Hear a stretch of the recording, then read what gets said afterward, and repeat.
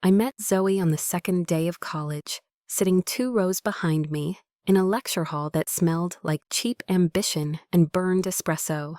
She had wild auburn hair, a laugh that echoed even when no one else was laughing, and this magnetic pull that made you want to sit closer without knowing why. We became friends when we both got lost in the same parking structure.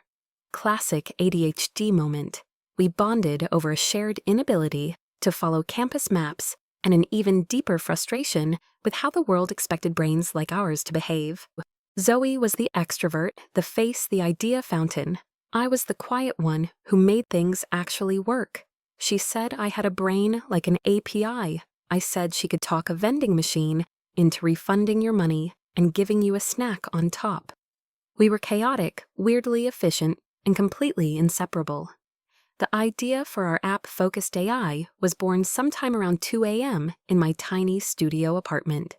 I was debugging a planner plugin while she was rage-talking about missing therapy again. She threw her hands in the air and said, "Why isn't there an app that just gets how we function? Something that doesn't shame us for skipping a day, but still nudges us forward." That one sentence changed everything. I couldn't stop thinking about it. The next day, I skipped 2 classes and spent 8 hours sketching out logic trees and dopamine-based reward systems. Zoe showed up with sushi and whiteboard markers, and we didn't sleep for the next 3 nights. By the end of the week, we had a Notion board full of ridiculous feature names, Task Tamagotchi was one, and a rough onboarding flow in Figma. 2 weeks later, I had a janky beta version working locally. Within a month, we were live. 143 users. All from a single Reddit thread. We celebrated with dollar store champagne in her kitchen, hugging each other like we'd just been acquired by Google. Zoe was incredible at feedback sessions. She'd ask open-ended questions, validate people's pain points, and make them feel like we built this thing just for them.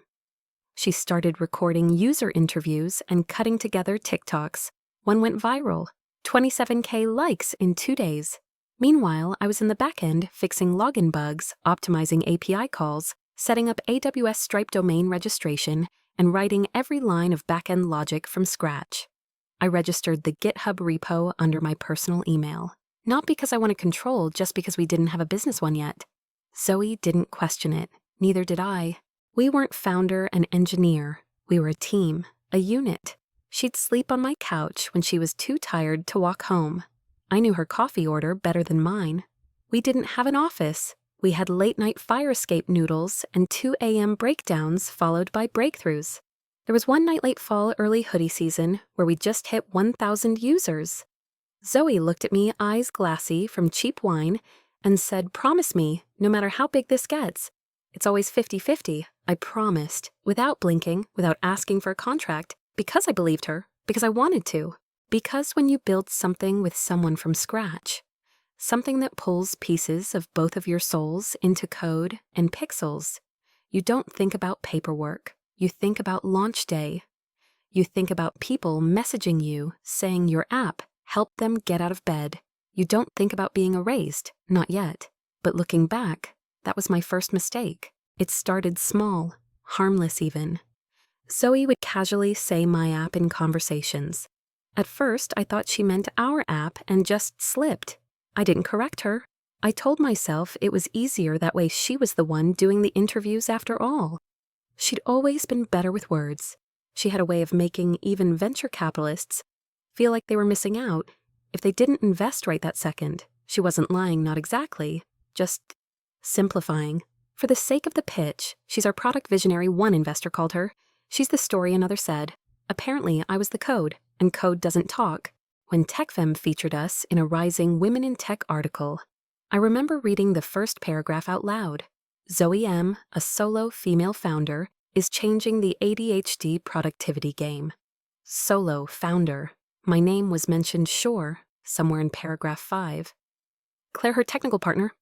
Partner, not co-founder, not builder, not creator, just the help. I closed the tab. I brought it up once.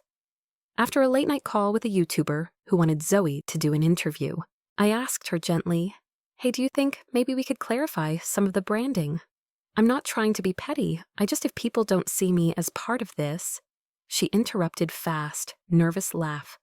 "Oh God, Claire, are you serious? You know this is our thing. You're just not public-facing. That's okay. You wouldn't even want to do those interviews, right?" I nodded. She wasn't wrong. I hated interviews, hated having to translate code into metaphors. But that wasn't the point. She noticed my silence and added, "I'll make sure you're in the next press deck." She didn't. I started paying attention to small things. The Our Team page on the landing site now only had her face. The email signature said founder and CEO, the GitHub org still mine. The domain still under my Google account, Stripe me, AWS root access me. Not because I was holding it hostage, just because we never set up anything official.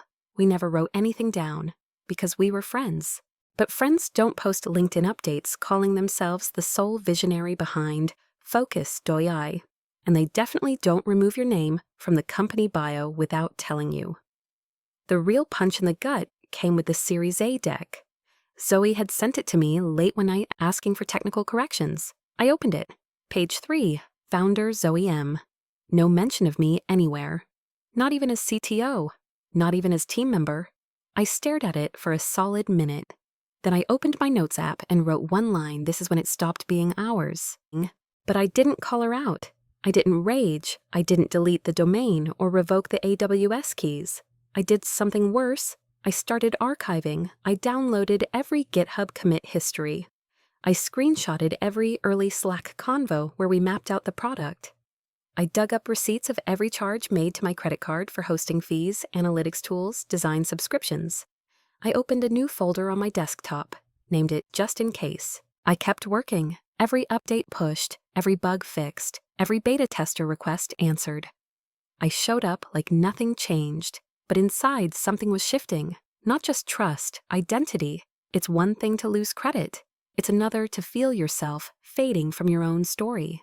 Twice I hovered over the revoke access button on the GitHub organization, but I didn't click it because I still hoped she'd remember that this thing we built came from both of us, that she wouldn't forget what I gave up to make it happen, sleep money grad school. Then maybe she was just too busy to notice she was erasing me. But then came the moment I couldn't ignore. I tried logging into Slack one morning and it said my credentials were invalid. We'd just pushed a new update the night before something I'd worked on for 3 weeks. So I figured it was a bug, restarted my laptop, tried again, still locked out. I opened GitHub. My access had been revoked. Then I checked my email, or tried to. My focus.ai email had been deleted. I remember staring at the error message and thinking, this has to be a mistake, a settings bug, a billing issue, something, but deep down I knew. Zoe had locked me out. Zoe had. She called 2 hours later. "Hey Claire, I was gonna text, but I figured it's better to just talk." That's never a good sign. Her tone was soft, practiced, like she'd rehearsed this call in front of a mirror. "So, listen, we're onboarding some new advisors, and they think we need a more streamlined leadership structure. It's not personal. I still love you. You're still family. But for investor clarity, I had to restructure some stuff. Restructure, I repeated. I'm still working out the equity side. You'll always be part of this journey, Claire, you know that." She kept talking like I was already gone, like I was some intern who'd done a good job and should be grateful to have been part of the journey. I asked one question, "Did you just delete me from my own company?" She paused. "Claire, it's not about deletion, it's about growth." And that's when something inside me, something soft and naive, died. After we hung up, I sat at my desk for a long time, staring at nothing. My inbox was gone, my code access revoked, Stripe dashboard locked. Even the team notion where I kept our sprint planning was blank to me now. It was the digital equivalent of walking into an office you helped build and finding your keycard no longer works. No goodbye, no warning, just silence where your life used to be. I wasn't angry, not at first. I was numb. I walked around the block, twice, maybe 3 times. I don't remember. All I could think was, how do you disappear from something you helped bring to life? That night, I called my brother. He's a tax attorney. We don't talk often. But when I told him what happened, he didn't say, "Oh no," or "I'm so sorry." He said, "Okay. Do you still control the domain?" "Yes." Stripe, no. She must have changed the credentials. AWS root, access is still mine. GitHub. She locked me out, but I have the local repo and commit logs. He was quiet for a moment. then said, Claire, you might have just saved yourself without realizing it. Don't do anything drastic, just get a lawyer, now. And I did. I pulled up the email I drafted 2 weeks ago and never sent subject line IP consultation. I hit send. 10 minutes later, I got a reply. We've seen this before. Book a call, bring everything. The next morning, I made coffee with shaking hands. Then I started building a case. Receipts of all domains bought under my name. Invoices for AWS Figma Stripe API. Git commit logs going back to the first line of code. Early Slack chats where Zoe called us co-founders. Screenshots of her calling herself solo founder 2 months later. I wasn't building revenge. I was building proof. Proof that this thing didn't exist without me. That I wasn't just support. I was structure, foundation, the unshakable logic under all her vision. A week passed, then came the headline. Focused AI raises 1.8 seed round led by Altcore Ventures. Zoe's face was everywhere. She was called a trailblazer, visionary founder, the next big thing in neurodiverse tech. No mention of me, not even a whisper. But I wasn't erased, not really. Because she forgot something. I still owned the name, the brand, the code, the infrastructure. She forgot you can't raise money on something that doesn't legally belong to you. And that was her first mistake. The article dropped on a Thursday morning. Zoe smiling in a bright orange blazer. The headline, Focus.ai raises 1.18 matters to revolutionize ADHD productivity tools. I read it twice, then a third time. She called herself the sole founder again, said the product was her vision, her blueprint, her life's work. She thanked Altcore Ventures and 3 other angels I'd only vaguely heard of. But she didn't thank me, not by name, not by role. Not even a generic to everyone who helped along the way. But I didn't cry. I opened a browser tab, typed Hoy's domains, entered Focus AI, status registered, registrant Claire W. expiration. Next year, auto-renewal active. I sipped my coffee and clicked over to Stripe, still under her name, Fair. She'd changed the credentials, but Stripe uses domain-based email verification, and the domain's still mine. I reached out to my lawyer. She's using trademarks and infrastructure without license. The brand is still tied to my domain. The codebase came from my original repo. She's presenting something to investors that she doesn't legally own. There was a pause on the other end. Then she said, okay, we don't go to war, we go to documentation. We spent 3 days assembling the case. The first version of the logo I made on Canva. My original invoice for the domain. GitHub commits with timestamps back to month 1. My AWS root registration, showing all deployment activity under my billing profile. Emails between Zoe and I, referencing our company, our project co-founders. By Sunday, we had a full file, not a lawsuit, not yet, just a cease and desist. And we sent it to everyone Focus.ai's official email, Altcore Ventures. The 2 other investors listed in the article, their legal counsel, and to Zoe. The subject line was simple, use of intellectual property without consent, immediate action required. I thought maybe I'd get a reaction in a day, 2, maybe 3. It took 6 hours. Altcore's partner emailed back, Hi Claire, can we schedule a call immediately? On the Zoom call, their tone had shifted entirely. We were told you were a silent tech advisor. Zoe's legal said the IP had been transferred under verbal agreement. Can you confirm your position in the company? I was calm. I was never silent. And there was no transfer. I created the original infrastructure, owned the domain, and can demonstrate version control. Unless you'd like the app to go down next week due to AWS terms of service violations, I suggest we clarify ownership soon. They asked for 48 hours. I gave them 24. During that time, I got a message from someone I hadn't heard from in over a year. Ryan, a friend of a friend who used to help us QA the beta versions. He DM'd me, hey, just saw the news. I thought you were one of the founders. Zoe said you ghosted early on. I sent back one screenshot, GitHub commit number 1, dated 14 months ago. Author Claire W. message, first push, Focus.ai backend setup. Then I added, ghosts don't write production code. He didn't reply. But 3 hours later, Zoe removed her solo founder headline from LinkedIn. She knew I'd drawn a line. And this time I wasn't bluffing. By Monday, Altcore sent over a proposal. We'd like to retain the product but transfer co-founder rights. Zoe is considering stepping back. We believe this is the most efficient resolution. I didn't say yes yet.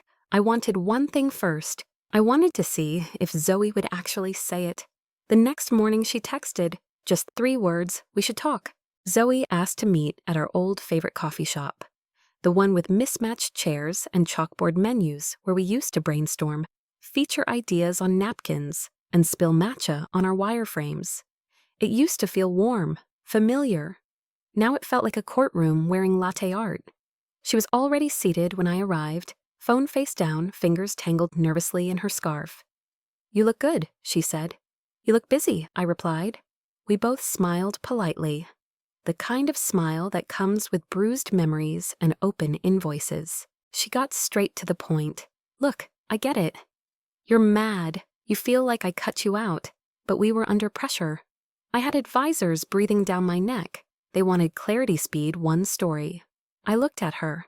"So you chose the story where I didn't exist." She looked down, didn't answer. "I never meant to erase you," she said, after a long pause. "I was trying to survive the momentum. I didn't think you'd fight back. You didn't think I'd remember what I built." I said, "But I do. And now so do your investors." She leaned forward. "So what happens now? Are you going to kill the product, sue the company, go public?" I shook my head. "No, I'm not here for revenge, Zoe. I'm here for ownership. I'm here to stop pretending I didn't matter." There was silence between us. The kind you can only have with someone who once knew your passwords and your trauma history. Then I laid out my terms. "Here's what's going to happen. You will step down publicly and remove all references to solo founder. Your equity will be converted to early-stage advisory status. You will retain personal dignity, your reputation, and a generous advisor share. But the company, it returns to its rightful structure." Zoe stared at me like I'd just written the ending she thought she'd control. "You're serious? I already own the domain, the brand, the infrastructure. All I had to do was flip one switch, and AWS would have suspended every server in 12 hours. She blinked. "You would have done that, no, but I could have. And that's why we're having this conversation in a coffee shop instead of in court." She didn't speak for a long time. Then she exhaled and said, "Fine. You want your name back on the company, it's yours. I'm tired. It wasn't surrender, it was self-preservation." She wasn't admitting what she did was wrong. She was just choosing not to lose more than she already had. The paperwork was filed the following week. Altcore facilitated the transition. Claire W. listed as founder and product lead. Zoe M. listed as founding advisor inactive. No drama, no press release, just a quiet line in the investor update. Leadership team restructured. IP now fully secured under primary founder. People started DMing me. "Wait, I thought Zoe was the founder. Was this always your product? Why didn't you ever say anything?" I never replied. I didn't need to. Because the next build went out with my name in the changelog. Because the About page now showed my photo next to the caption, "Claire W., creator of Focus.ai, and Zoe." She went quiet, deleted a few old posts, turned her LinkedIn into freelance startup consultant, started talking about new ideas she was incubating. I didn't stalk her, but people sent screenshots, and that was enough. I didn't feel victorious. I felt restored.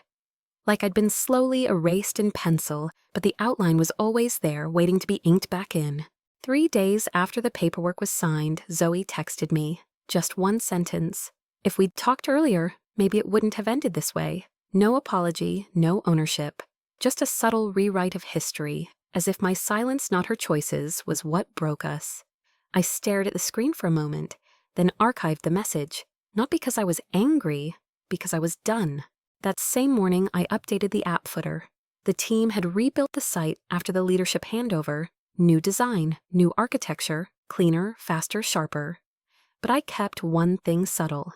Down at the bottom, where no one really looks, I added, "Built by someone who no longer needed to be seen." It was petty, I'll admit that, but it was also true. Zoe never reached out again. She unfollowed the company account, removed Focus.ai from her LinkedIn bio, and rebranded herself as a startup strategist. People moved on, the industry forgot, but I didn't. Not out of bitterness, out of clarity. Because once you've been erased from your own narrative, you learn to write your name in ink, and you never again let someone else hold the pen. The product kept growing. We launched new features, built an iPad app, made it easier for neurodivergent users to track progress without shame. The feedback was overwhelming. This app saved my semester. My kid uses it every day now. I feel seen for the first time. I printed out some of those emails and pinned them on the corkboard in our new office. Next to one more thing, my original napkin sketch. Crinkled, coffee-stained, still legible. A little drawing Zoe once laughed at. Now worth millions. VCs asked me if I wanted to rebrand. Maybe move away from the past launch under a new name. I said no. Not because I was holding on, because I had every right to stay. I gave Zoe the dignity of exiting quietly, but I stayed, louder than ever, in product decisions, in every back-end commit, in every team stand-up where someone says, "Claire, what do you think?" I stayed, and I rebuilt, exactly the way I wanted. Some nights I still think about those early fire escape noodle dinners, the late-night jokes, the stupid names we brainstormed for features that never made it. I miss that version of her, the one before ambition rewrote friendship, but I don't regret anything. Because now when someone asks who built Focus.ai, the answer isn't complicated, it's just me. They asked me to speak at a Women in Tech conference. I almost said no. Not because I was nervous, but because I wasn't sure if I had anything new to say. They already knew the company. They already knew the product. What could I possibly add? But then I realized they didn't know the story. Not the one on LinkedIn, not the one in TechCrunch, the real one. So I said yes. The auditorium was small, intimate. Mostly women in blazers, with notebooks, laptops open, recording everything like they didn't want to miss. A single ounce of someone else's hard-earned wisdom. I stood behind the podium and looked at the faces in the crowd. Most of them were younger than me, hungry, hopeful, naive in a way that was beautiful and dangerous. I took a breath and started. I'm Claire. I built Focus.ai, not alone, but not silently either. I was the developer, the infrastructure, the invisible force that made everything work. For a long time, I thought that being quiet meant being respected, that if I didn't ask for credit, people would give it anyway. I paused. I was wrong. I told them about Zoe, not by name. I didn't need to. I wasn't there to drag anyone. I was there to tell the truth. I didn't fight back with rage. I fought back with receipts, with dates, with version histories, with documentation. They laughed at that. Not out of mockery, out of recognition. Because every woman in tech knows what it feels like to have to prove you were there. Someone asked during Q&A, would you do it differently? Would you protect yourself sooner? I smiled. I'd sign things, that's for sure. But no, I wouldn't change the building part. Only the part where I let someone else narrate the story. After the session, 3 women waited by the stage to talk to me. One looked like she hadn't blinked the entire time I was speaking. I've been in your shoes, she said. My co-founder tells everyone I'm just operations, even though I wrote the algorithm. I handed her my email. Next time someone doubts you, just send them a Git commit. By the end of the night, I had 15 new LinkedIn requests. But more importantly, I had closure. Not because people finally heard me, but because I had finally spoken.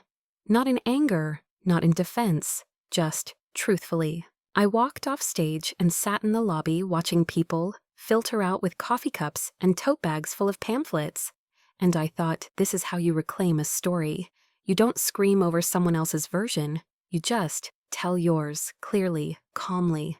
So well that no one ever believes the lie again. Our new office isn't fancy.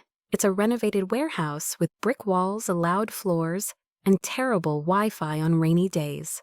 But it's ours, and every piece of it, every desk, every coffee mug, every line of code on the whiteboard was chosen by a team who knows I built this. Not because I'm loud, but because I never left. There's a glass wall in the meeting room. We call it the Hall of Versions. On it we pinned printouts of our ugliest wireframes, the worst UX mistakes, even our old launch bug, where the app congratulated users for failing a task. But in the center, framed in silver, sits one thing no one ever talks about: a file, printed cover slide, titled Zoe Focus Pitch Deck Dark Final V4 PPTX. That's it. No caption, no snark, just a quiet presence, a reminder of how things almost ended and how they didn't. Sometimes visitors ask what it is. I just smile and say, that's the reason I sign everything now. The app hit 500,000 users last month. We launched a Chrome extension. Forbes called us one of the top neurodivergent first platforms in the country. Someone asked me in an interview, what's your proudest moment? I didn't say the downloads, or the funding, or the press. I said the moment I stopped needing to be credited, because I finally owned the thing outright. I don't think about Zoe much. When I do, it's not with anger. She taught me something I couldn't have learned in any MBA course. If you don't write your name in the foundation, someone else will paint theirs on the front door. My younger self wouldn't have known how to protect herself, but she knew how to build. And that's what saved us both. You don't always get the credit when you start, but if you're the one who never stops, you don't need it. The product remembers you, the team does, and most importantly, you do.